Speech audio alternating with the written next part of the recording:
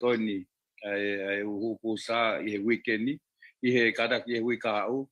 wai fu ai te kamata hu pusta ke pulelu mau inga au pito karinga tonga ke penga ke lava hu pusta ai ka tu ta ni mia pa te ta fa fiona ki nusila ko na pusta ku e pese de fituno ai ka ko ta tolo ni o ku fa fitu ai ku wai fa malo atena ke muka mai ke ngawe aonga nga mahuinga ko ni ai potu ngawe no fenga ko ni ke malu yangi akita tolu matu ya to pe ko hu no wa ko second toast o ne mai pe ai malu ke tau pe ki ma ki ko ni ko vitaiva kau hanga he pusta o to ni yangi ke to sisi yangi ta tau pe hala be tamaki pe ko ha uesia ato taha e puke I he maha ki ko ni ko vitaiva hange pe ko mo o si lo ko to ape ko mo tuani o ku ke isolate pe api pa mo family o nga pe na mau ku ke he covid hiva o ku hange pe ko mo mama ton ma pe ke o ku pa ke fu pare mala ko pa fo no pe mo kare tare ki me pe ko tu ko hinga la hi pe ya ko hu ko ne pusta na to kon la ai au fa malo den mo fa fi ai la hi ko mo le ya fi ka ko ne pusta e tu le ko kai ni mi tu pu me he al ha ki ko ne fi ka ko ni la hi ko ne ngai case positive e wang ya tu pu ngai a ko ni ki mo ni mai ka mo la hi ko ni ai akina tolu tau pe he o ku wesia e mahakini o ave ki fare mahaki mo ave ki mua o ku ia leva whakaukau ai pure anga ke to sio ki hato e hard lockdown pe ko hatau to e whatatao fiange mo o mai hanga hei tūtūni ke whataptapu iange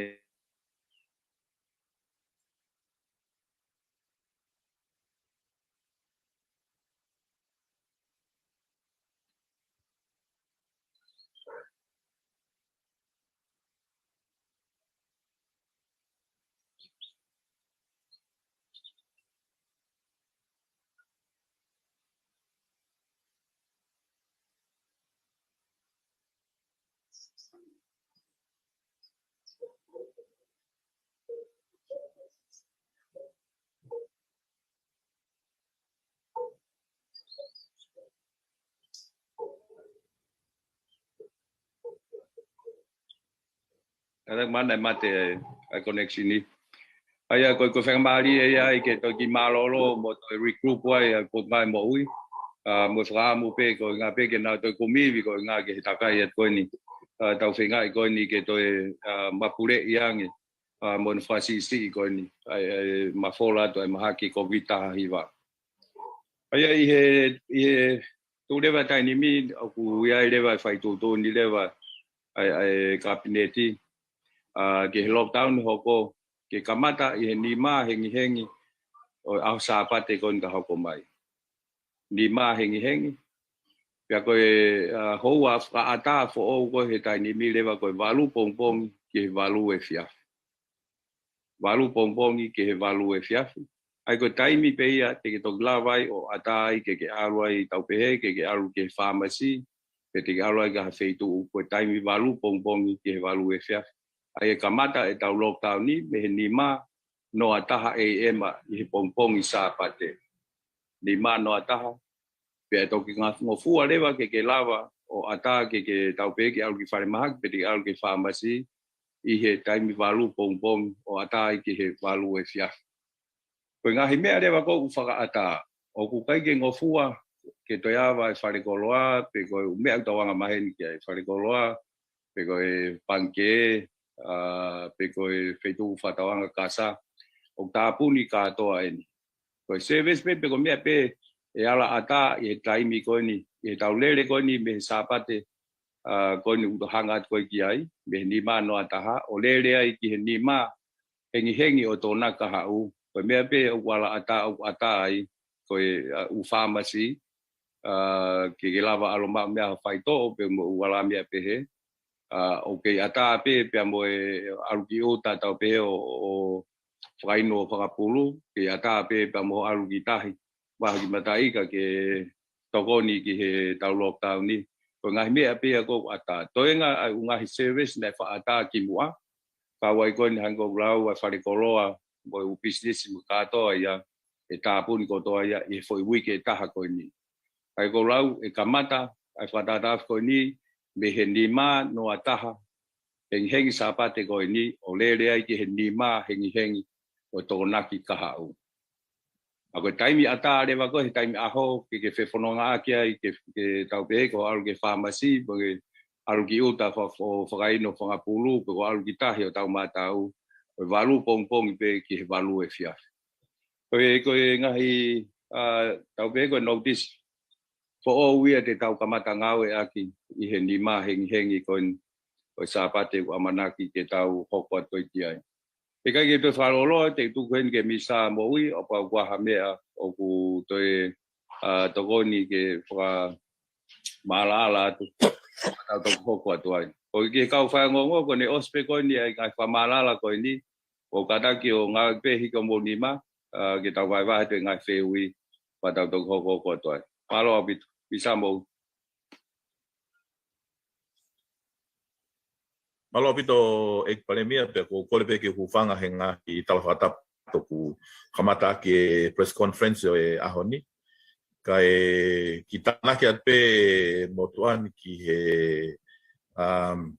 talanoa tau kamata I pongpongin ko kole pe dia ke ngahi kliniki hange ko e fale mahaki ko pharmacy kapau ku hataha o talatala pe mafo yakau ke ai moha mo funky sleep ke na foki moia ke ua e ngawe hala aki he kakai e ki kai mo fra ata ai ke na o lava tu ma hato koni fra faito me u feitu ko ni hanga be ko fale mahaki te na o fra ko foki he checkpoint ni ka ma ka police fa kolo ko na alge ke pharmacy o time de na foki ai ke na foki mo ki lai pepa ko ni ke fra papau o kuna al mo ki he kliniki pe ai kai api he kakai ai fainga mari o at ko ni eu I hoko pe o he tunga ko no covid tahim kon ku hako na me atia e pare ai me a uluaki ko ia o february o mai en ahoni ke ka to wa fitinga walu hange ko ek pare mia ke sigo active se tai nimi taha tahiva pe o si bika vai ai ke se hiva ya no fa pe ke se wa fe no ngea hiva valu to matapuni pe ke se valu hiva me va tu ke se tagoia I ta ku osi ma o ai ko wa fi no ngea valu ko tu go he tai nimi ko ngahi feitu o no ko slahi hange pe ko ngahi press conference ki moa o hua tori o subika vai to ko te au ni menima ko ke spe ni menima he tai nimi positive na ke hua tori pe a mana ke ata to la ta hai I he ken ko ni mo u ke ta ko se ko I moa ku ya ka u mahake to ni ma ta hi ko kem tari ai ku e to tahaono o si ata to ko wata fikawak pa mo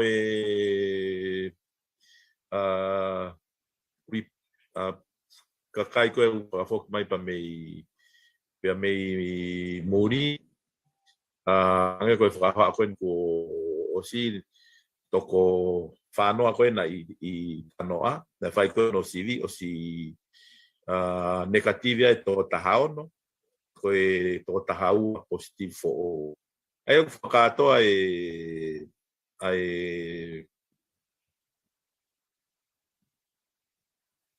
whakato e ngahi isko ni whakahai a kupesi pe mo tanoa o ku whiunga mo toko no ko kupesi toko fitu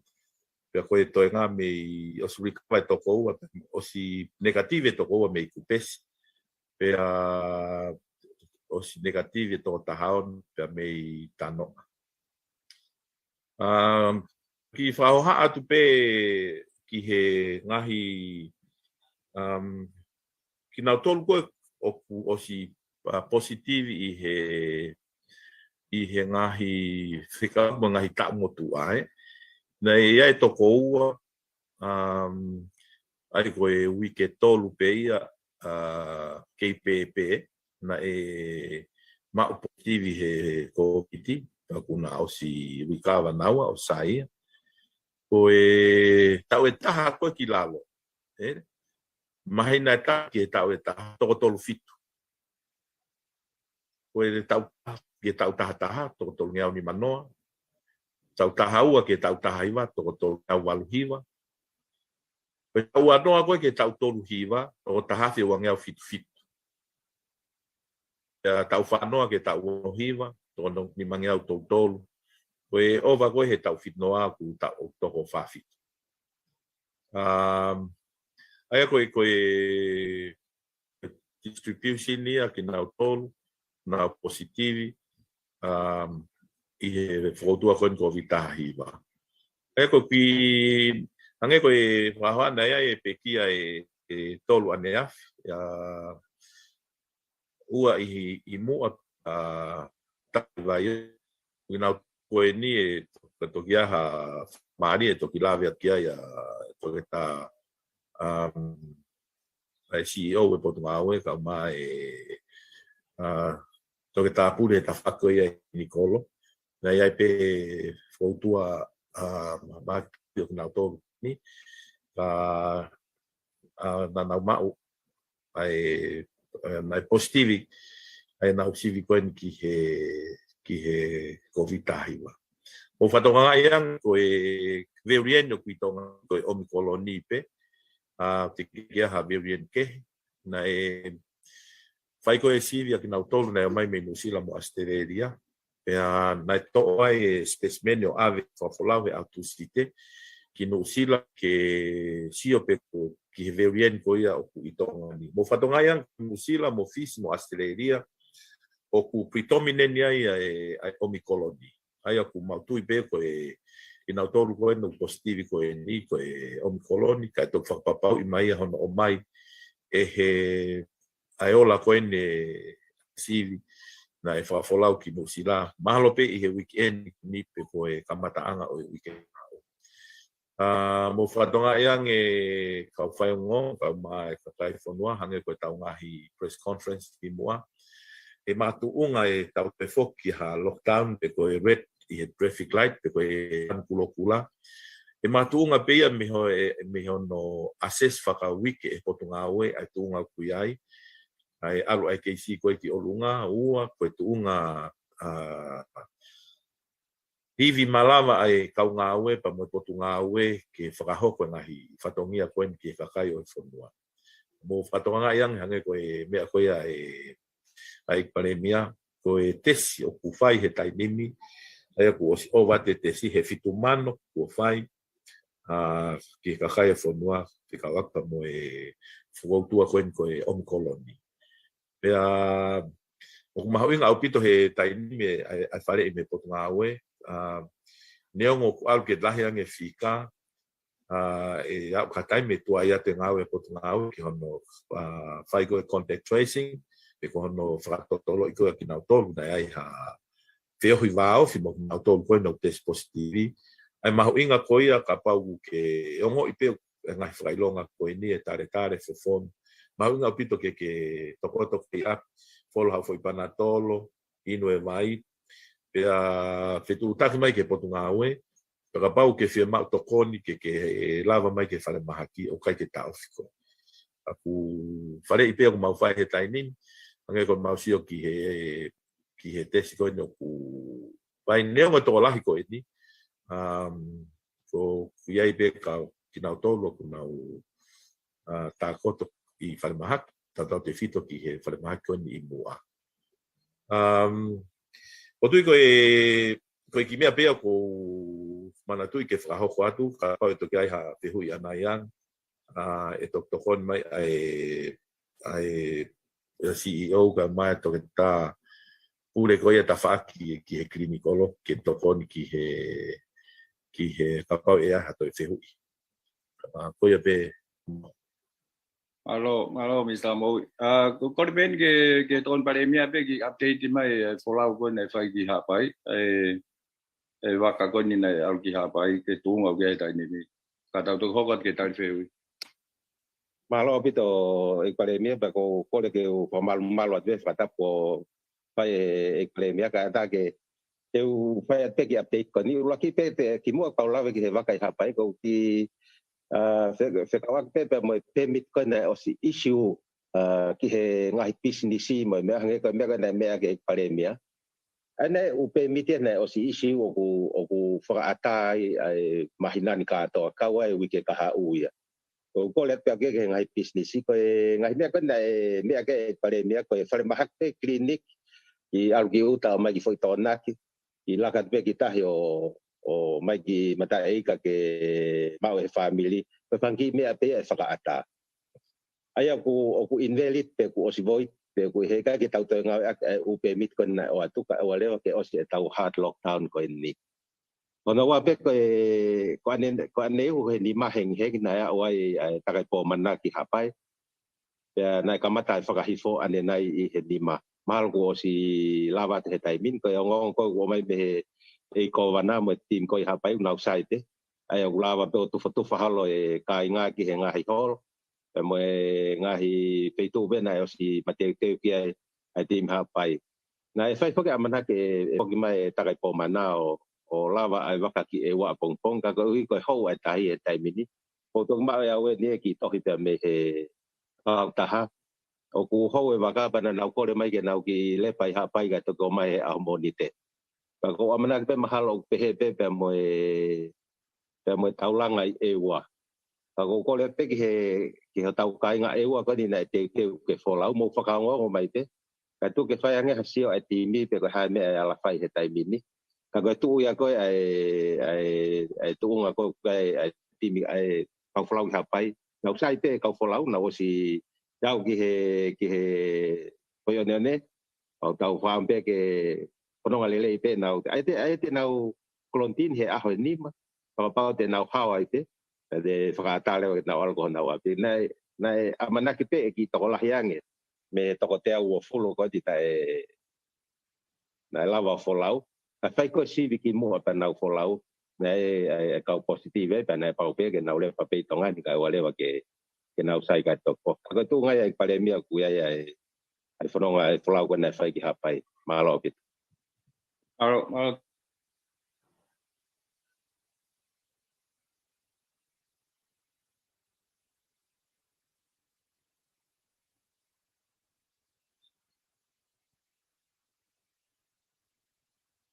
Ta có nhiều tổ là hiện tàu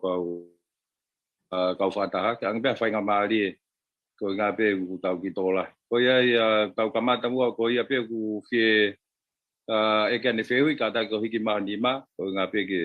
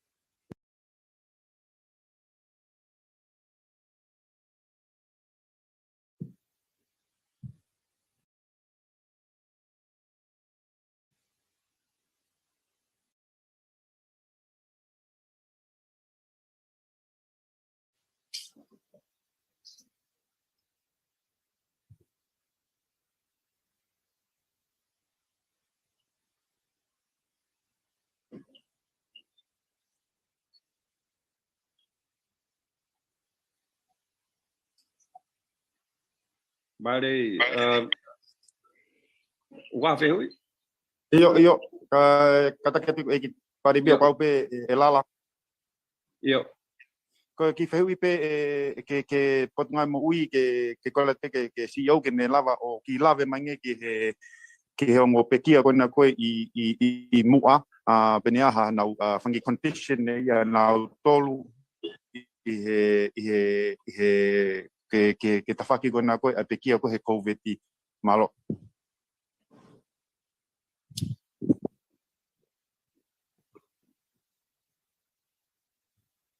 Bisa mo. Yo. Siale? Yo ko toa ku hen he mea ke tari mai e whihui alala. Ko tali te pea o Englista. Ia. Sai. Patam e pare mea ho fanga ngai whatapu.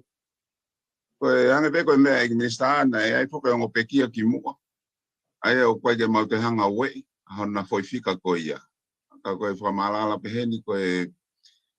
wei pe whakapapalahi ki ngai whamili koe ni o kau pekia koe ni.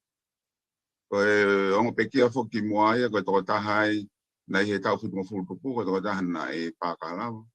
Koe toko taha o mahalo i pena e mahakimafu. Koe hinga koe na positive e na tesi. Na pau pe ke tohi hona hingoa anaua i he COVID test. Koe toko tolu koe ni ne mea kia i minista mo ui. Ane afi mo ai au mahonga le koti. O wea e whine eiki ai. Tau walungu fulu maa walu. Ai koe toko taha ia o mau pehe koe foi COVID test. Koe inga na ne hanga o mai mea i whaka ilonga ai puke. Pea wepe mo i whakapapalahi ki whamili koe ni. Ka koe whine koe ni na e puke i he COVID taha hima. Pea umahino o bito ene tau reke reka hono tau. Tau motua. Tau walu. Pea na ikai whoke si huku malu. Ai au ilonga o bito ai vulnerable. Hataha koe ki huku malu. Koe toko ua lewa koe toko tahai na e puke ai kansa. Na e os mahino pe o terminal cancer. O hinga koe vai hono sino. Koe tangatain. Pea mahino lewa e lawe ango fua ia ka huke e vailasi. Pea ne hua pe vailasi. Na le toi puke pe he COVID tahiwa. O hoko e ne pekia. O wea lewa mo i toko taha taha. Hono koe tangata pe mo i tau whaangu futupu. Ne ai pe mono ngahi whakautua kehi. Pea hua te COVID tahiwa kia teia. Aia na os puke pe ngahi whakautua kehi pe na mahino septicemic. Aia koe mafola i siam kehi ia. Nono sino pe na i tō lalo. Hua te vailas koe ni ona si peki ai. Aia koe toko tolu koe au teke mauhanga e mau tolu o tānaki foi toko ua koe ni o kei whai o mau siofi. Me mau timi he mauhanga o ngāwe he taimini ke define whakalele ange ai COVID test. Koe ngā he ku mauwhia mau ke tatau ai whakamatala koe ia o tupuanga e pekia me he COVID-19. Mo ngai whonua koe ne Pasifiki. O koe fo ke definition ni a Nosila. Ke he pe e koe mo definition ai kautaha moia mahamani. Rachel, o kuna hange o tu hangai. Tau wha mo mautole i tonga ni ke tau tatau mo Pasifiki. Koe jaha o hinga ia ke tau peheu whinga ki whakatokosi. Koe nā tūla pe ia hono whamatala i o COVID tahiwa. O i taimi ko pekia tahe COVID tahiwa. O kau peke whetoa ki he kamakamata koe ia. Au maha me a maho inga ia i heni. Ai maho inga koe o hukumalui. Mo maho inga pe e kei tūla veango fua hataha o kai ki hukumalui. Ai au ku pakoe kongalahi au whinga koe ni ki whai ki wataputapui koe ni. Kai te whaenga no si ofi. A whaunga ngā aue ke taulawa o malui. E kakai o tūla veango fua. Ngā nā whewhai ko ospe i via tau tolu hono tonga i kakai koe no moile lei pe kai ke nau fupuke lahi. E tau hanga o kai si lavea i kakai koe ni o tūla veango fua. O bebe whai fōke tāke whatonga i pēa he whonua. Ko e tau normal a death rate e tau tolu ia. Me ia e pekia ia e toko fitu, he toko tahasi ko toa pe. E tau o toa. Ai au tau wai pe e kei whai whoke pekia e toko fitu ngeau he tau. Me ono ngeau e fitu ngeau he tau o toa pe. Ai a koe tau normal death rate ia tongani. Koe taimi koe e hiki toa i koe e toko lahi COVID-19. Tahiwa. Kau mahino pe ia i kakai ai te nau test positive. Kakai nei kapu he pena o si kau pena toi foi fika koe pekia. O maga me peke o hake whai hano i tau noi teni. Malo pe. Alo, CEO. Oi ki tanak wa ve peke ka to hoka te ngai wheui. Koe katoa ngā ue hange pe koe nei swa hoka te nei hange koe ngā whapureanga. E tāpun katoa waipe e kau aki nau tolu o ku tau pe koe ngā essential staff. ko na tolu pe e ui mai ko si o ke lava mai o ngā ue ai ko na tolu ko ko lava ngā ue pau pe ke whahoko ke PSC pe whahoko ke mei te ki ke mao na ngofua ke nau ke whahoko whatongi hui ka hau e tanta tau pe hangi po mo iloi na ki kamata mai e form 1 mo form 2 ai o si ai ahon ai ko famu pe ne lava fama popo na lava si o ka hai tu nga ko ni a ko wike ono ko ni na le pe ko mi api mo na si ai ki na hala fono ko hoko atu mo nga hi mate te hangi nga hen out mo me ko nga pe ko IA mo wala me pe he ke na fono at ko ni time te tau close down ai o tu pe ne ko a pe tol kai ao ngai ni ki he tau whanonga koe ni mo COVID mo tau whainga pe ke lava pe a ko neo ko lau weekend ai a ko pe koe mi api tau o silo ko toa pe ko i ke tatau ni mo a ko i loki a ko kau mahina o to pe ai a takai o tau ngau ai ko hinga pe ko COVID ta hiwa ai whamalo nge ngai api a ko na nau kamata mai whamalo ke mātua e nau ngai ngau e nau whinga aki mo ngau whai a ko ke lava pe ke malu e whanau e nau mai ko i ngai aho ko ni ko ngā pe ke lava toi mate te wange nau poket ki api o ako mai pe ni ai. Maro kia e whihu o ko pa kata ki o pahoko mai taimi. E pare mia kau ki tana ke te pe pare mia pa mo. Koi. O ki te tana ke te pe mo e lotonga ko e lockdown ni ko i foke u tana o mai i he wafu mo kata ko na ki tau mia ke whahoko atu nena. E hoko atu pe hono ui ko ngā hihingoa. E hoko atu pe hono ui ko ngā hihingoa ngā hiuta ko ni. E ngā ue ai kastomu ai pure ko ke le mete pe mo paulama. Ke isi watu e pe miti pe mo whaata ki mo tolu pe koe e ui atu e hingoa ke mo mau atu ho mo uta ko ia he tokon la hia e lotonga ko ni ai lockdown ni he u ke kahau. Mo whakangongo pe ngā hihingoa pe isi atu mo ngā pe miti ke ko nga ke lava he nga pois fa kolo pe mo ka so tia mo ka polisi fa ata mai ki motor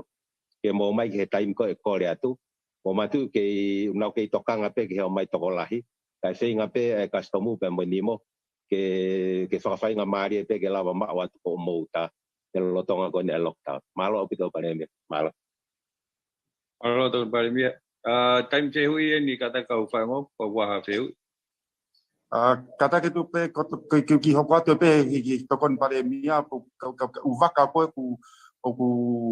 o si folau mai pe tlava tu ta mai ki hene wika hau ko kore tu pe ki kau pe a wafu he a centro ko ke nga ke tare ke uvaka ko o si folau mai ki tongani.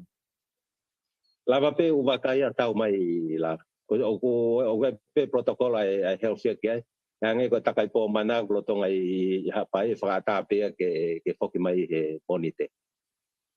malo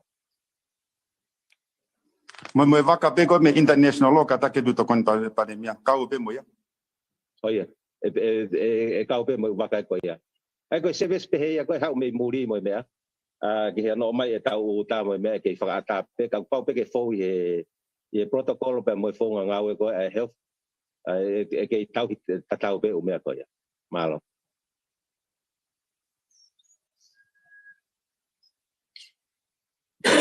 Oh don pare mi ya u whihu I kata ka fa ngo. Kata ki pe koe Iyo. toko whia e kakai o ku take vaccinate I tongani. Isa mo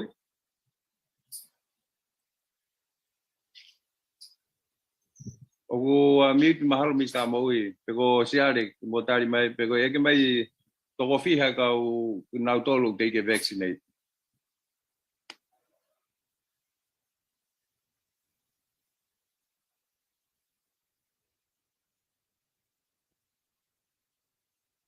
Ia,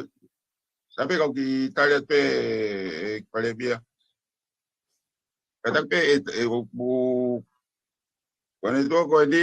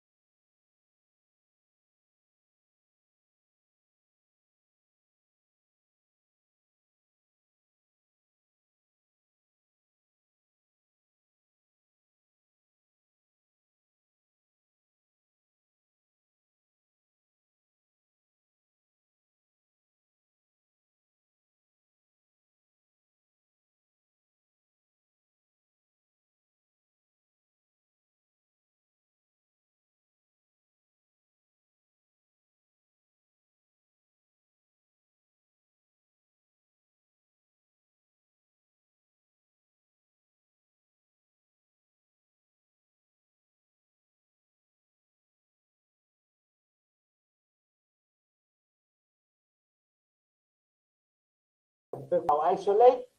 pe ko to la yok na to lok na symptomatic ok na ita to ko na osi positive ki covid hiva pa ko to fai una Tonga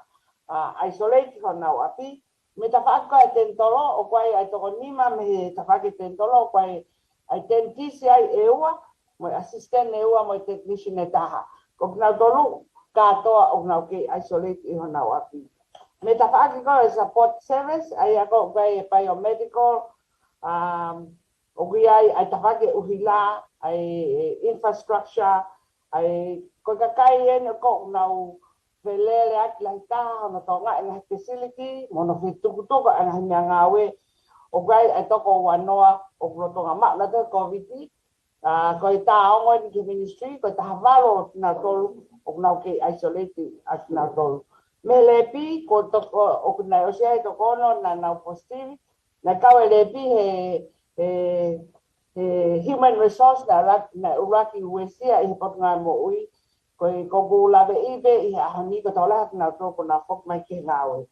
o ga ba mai klina ta ba ko ta fa ko i admini o ga ai to ko fitu o na ro Tonga isolate ko nga ko ma na to i covid ko ai ko me be ngam he ta pe ko mau access ara ton kai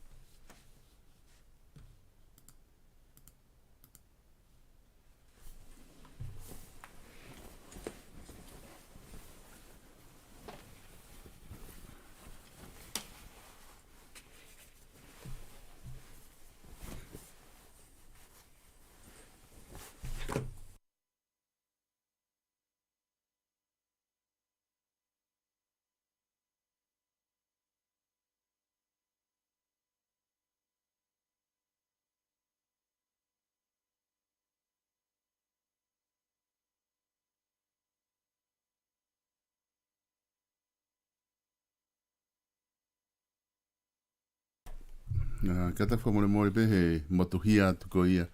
o e tau live stream ko ni pe me he press conference ai palemia pe mo e pureanga Tonga ai ana e whakahoko mai pe me Tonga eki I he ahon I he pongpongin ko e palpare malahi ai whekuki ko ia ai interneti he taimu tau whetu taki ai pea mo Tonga eki Tonga tapu pe heki Tonga kotoa pe ko e press conference ko ni hine mahi no kia te au o ku whakahoko pe me he ngahi wheitu uko iang me a e pare mea pe me kau minister pe a koe kau whai ango rewa ku nau whakatahatah ki nau tolu ki he ofisi ko ia o e pare mea o whainga ki whakahoko me ai nau whihui ka I he tu uko he tainimi o ku ai a koe palapare mai a koe hoko I he tainimi ai o ku fu motu au pito ai laine pe ku whainga loa pe I he kakingata I he Broadcom FM Katarina tohi pe he foki ki he radio television e Tonga o ku tatau loa pe o ku kaike lava e he mālohi koia e tau internet I Tonga kene tukuange mai I he ope ai tau press conference ko e whahako e ani. Ko e poini mahu inga pe ko mau ki he conference ko ni pe he kamata lockdown ko ia e kamata to lockdown a Tonga pe te eke mahino ki a te agua e taha kune whihu I mai pe ukawa hapai wa mo ewa I he lockdown ko ni ukai ki te eke mahino ka te ahu whanongo ko ngā ko ne motu pe o ku kau I ngai wheitu ko ia I he lockdown ko toa ko iloi ko wawa ue lockdown ni he ko ni ku as I whamatala ko e ai ek minister ko toko hono full tupu o ku walu fitu toko walu fitu pe walu hiva o ku nau mau ki nau tau nau mo ua I he Omicron I he COVID-19 ai e kone tu ko ia ko e mahino a wawa uia mo tonga tapu ko pau ke na lockdown ki nau ko hapai pe mo e ua o ia o kai ke whahamahino mai I he tu ko ni pe o ku nau lockdown pe kai ai e kamata lockdown ko ni I he ni ma pongpongi I he pongpongi tokonaki ko pongpongi a pongpongi o lere ai I he foi wiki taha ko e lockdown ko ni ko ngā ku kaka ai tokolahi ki olunga pe ku yai mo e kamata ke lahe u case o ave ki whare mahaki tu kehe ngai case ko ni o ku nau malolo ai gana me ki ai CEO o e potungai mo ui malolo pe he ku nau mau ai Omicron ka I time tau o ku yai mo nau ngahi halanga mahaki ke pe mahalo I mo ngahi mea ke hange ko e mafu mo ngahi mea pehe ai kone tu ko ia ka inga ko konga ia tahana mahuinga I he press conference ko ni ai ka pa na ke to mui mai ki ai o ku lockdown e Tonga I he foi wa time ko ni I he weekend ta ko ngai me ni to don ke fatonga I ko lockdown ko ni ata I he valu pongpongi ki he valu e fiafi ke fono ngai o alu ki ha feitu ko hinga ko alu ka feitu alu fare mahaki pe alu ke pharmacy o talatala pe alu ma fo ia kau ko e toenga ko ngai business I Tonga o tatawa pe ka pau nai o si o atu o tohi whaka ata I he taimi ko ni ke mehe potungai mo ui mo mei tek ke le ngā ua ke open ho business I ko ngahi tohi whakaata ko ia e ngata ia he ni maheng a pongpong ai e lockdown ko toa ngahi business I he kai ke te awa ha business tuku kehe ange pe ai pharmacy pe mo whare mahaki na whai ku ke mauhala o ke pehe ko si mauatu ho tohi whakaata mehe pure anga ke business pe koe te ria na ke mo uai ko ua ki ai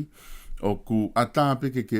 e fononga ki uta alo mai ha lai lu mo ha lai pele mo ha foi utu mai mo ufi ke ai aka me to koni family o ata pe ia ke whakahoko mo konga ko ia pe o ata ke al kitahi o tau matau ko inga ke mau me to koni ma family ko e konga hana tolu a mea ata e awa pe ai ngā ua pe CEO o e tute pe mo e kau ngā ua pe me wafu ki hana tuku ange ko ia ngahi uta oku o si tu uta mai ki he wafu kuensalo te ko ia e whakaata pe me ta whaako ia pe e hoko atu pe a hana ui ho mo ngahi hingoa ka ui atu ho hingoa ki ho api pe e ngofua rewa ke ho passport ia ke whanonga mai o alu ki wafu o ave ho o tāmi ai. Ko ngahi konga ia, na aku mau ki ai i whakatala noa koe ni, o ku mahu inga ki whakatoka ngā i ange. Ngā koe toi ngā te aho ni, ke alu rewa o ke wharikoloa te udeu ha mo mea tokoni, ave ha o mea tokoni ke mo iai ho whamiri, ko tala noa ni he kiki, sai foi mea kai te kala pukolu e lue atu pe lere atu ki uta o mai ko kiki ko me whare koloa ko ngā e tāpune whare koloa ke alu rewa he ahoni o teu teu e mea ko ia ke mau ia ke ngā ke mo ia i mo whamiri i he wike taha ko ni ka hoko mai ko he ngā koe ke te mo ui mai interneti pe me Tonga pe ko sa tu he kai ke fuu maho inga ke tau ke Italia pe i he interneti ke mo ui mai ka oku fia mau rewa ke tau hoko ata tol ke tau ngahi ngā au e koia oku fia mau. Ko ngahi fika koe o e omrikoni oku he kai ki te lau a te fika koia te whanongo pe i he tau he na e ongo le rei pe e whamatala na e mahi minista. Ko ngahi whakai ki koe ngahi fika te foki pe ke tau fo i tepi koe ni ke fo i video koe ni o tau lotonga i ai i hiriang hano tamate i atu. O te whanongo pe ai ko ngā e alo atu ai whai kiki. Ko e konga mahi ngā taha o ku whemau ke mō mea. Ko ngā o ku amanaki ke whakahoko atu ai ki te mawhenga mo piwen pikala ke ma polokalama ko ia ko e whatu whanua whoou ke whakahoko atu ia o ka hiri angeni ka e whawhalala pe he interneti na mawhenga ane afi pe i kai kia halaki. Pea ku kol whamune moret ke te mo tolu ku mo whitu taki mai mo whinga mai ko ngā ha mea koe ke lere atu ai koe palapare mai interneti pa me Tonga neonga ku osi hoko ka ku ke iai pe ai ki palapare mahalo ai koe ngā whitu taki te mate whinga atu pehe ahoni he hiri ange pe ni te ma whinga atu nā lava o mapolokalama peka pa e lava pe o atu peka i kai o ku pure pe interneti te tau toki wakai ha taha. Kai ke, o whake mo mao ha weekend lele i he weekend, pia mo e whatawange pe o ku mea pango pe ko e ngai whehu i heni ku mo o mai, na e o ku whatatonu ke ave, ke seni, ke ngā ke lava ke whahatari ki ai. Ko whaunga whakene taha ko o ku sio ki ai ku ngawe ake pure angahe ahoni, ai taimi koko o nau o whaatape he kapau e lava ngāwe aki ia e te lele iange. O ko ngā kapau e lava o nau o mai e link ko ia ke tau kau atu ki tau tolu ko ni murini ki nau tolu ki mau tolu ko ia ku mau i he tawha aki ko ni ke lava ke mau kau atu i hono ave ko i hamo ngahi whehui ke whakaongo atu ki he paremia ko ti e matu aki le rei apita koe nungu nau lava pe o polokalama online neongo ne palaparema kakasai ai palaparema koe ne interneti ko ti koe movie e matu aki sai apito ki murini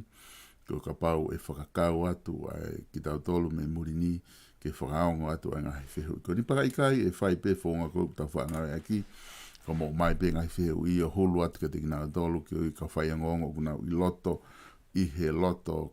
press conference ke nau hanga o whakaongo atu ia ki he e ki paremia mo e ka minista kabineti. Kake, mahala ko konga pe ia ko whi whaos atu ake tau prokalama i he ahoni mo i whataonga pe o ku lelei pe anga awe pe mea pina o lelei atu anga mea kotoa pe o ku atu ke te motolo ka pe fo i hiva ko ni faos ke faos ake tau proklama ke ani pe mo i fatawangi o ku lelei nga we pe me family ki apina ke te motolo